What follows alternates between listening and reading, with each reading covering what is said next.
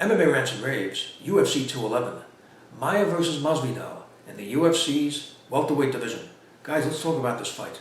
You know something? Masvidal seems to have turned a chapter in his career. He's back at welterweight and he's looked phenomenal. And in the prime of his career, which is right now, I mean, he hasn't been stopped in almost 8 years. And he's been in really tough fights. The guy has a great chin, he moves forward, he's aggressive, and he's displaying more power now. I think the welterweight division is the division for him. I mean, he's a pretty big guy, 5'11". He has a 74-inch reach. I mean, I think he should be fighting at welterweight rather than lightweight. Keep in mind, when you have a chin like he does, and you have really good cardio, really good takedown defense, it's very hard to deal with a guy like this. I mean, in his past almost 8 years, the fights that he hasn't won were close. Some were split decisions. So he's fighting at a very high level. He's fighting very tough guys. And you just saw in his last fight against Cerrone, who has been terrorizing the welterweight division as of late, hit him with really hard shots that may have put a lot of fighters away, and he keeps coming at him and counters, and he was able to win the fight. So it's very difficult to deal with a guy like this striking. The way he's been stopped is through being outpointed. Now he's taking on a guy like Demian Maia. Demian Maia is a huge welterweight, and since he stepped down from middleweight, I mean, he's looked incredible. Now, of course, he had a really good middleweight career. Here's a guy who's never been stopped, by the way.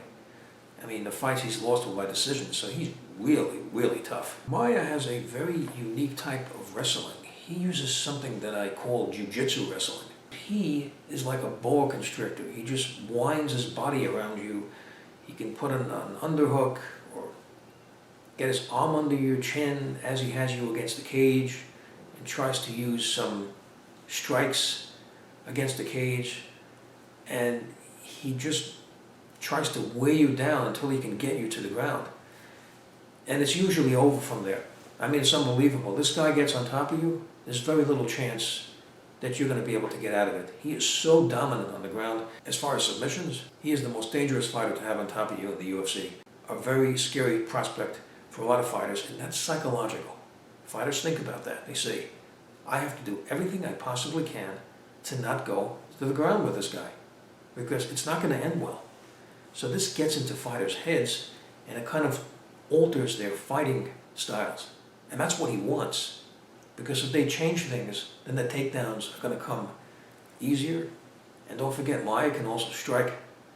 So that can open up their striking. So that's a pretty problematic situation to be in when you fight a guy like this. Now keep in mind, Masvidal's takedown defense is really good.